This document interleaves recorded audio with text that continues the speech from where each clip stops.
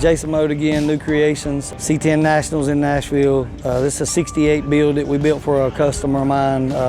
Truck's been done probably about 3.5 years now, but it's a 68 on stock suspension with QA1 Coilovers on the front, but we made the front control arms. It's sitting on coilovers in the rear that we did. Again, a custom color that we came up with in-house. It's got a built LS in it. And it's been a phenomenal truck for us. It was up for Good Guys Truck of the Year in 2022. He's a good friend of mine, stays at my place more than it does his, so if I'm in the middle of something and can't bring something else, it's kind of the fill-in, you know, we'll pull it in and take it to shows, and it still shows well and looks good, presents itself well. So for the most part, he knew he wanted a blue of some kind. So we actually started with more of a gray. It was like a 2019 Porsche graphite blue metallic. And then I started, but it was too gray. So I started dumping blue pearls in it until I got the spray outs right.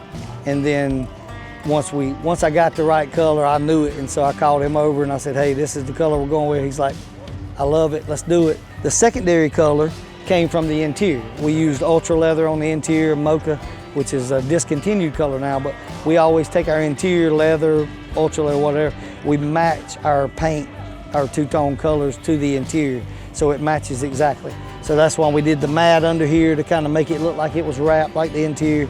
The bottom we did clear, the inside of the bed we cleared just for longevity and, you know, to be able to clean it easier. But pretty much other than that, I mean, I ran the wheels by him, I ran a few things by him, but he pretty much for the most part gave me free rein on this build too.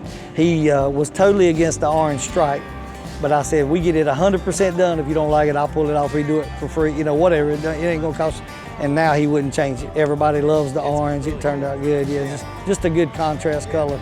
Something other than red or black, you know, so. Yeah, we actually raised the bed floor on this truck 4 inches, which if you don't know, you don't know. Like, it's that subtle, still looks factory. Widen the wheel tubs, it's got 22 12s on the back, 28.5s on the front. Setting up the front suspension, I couldn't never get it where I wanted it.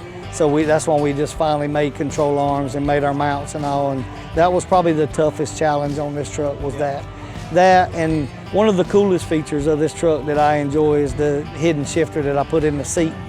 And that was a little bit of a challenge because it just logistic wise, but everybody's, you know, like, what is that in the seat? You know, it's the gear shifter. So that's probably one of my favorite parts about this truck. In 2016 or 17, I came out with a taillight filler for the 67 to 72, and I was the first one to produce them.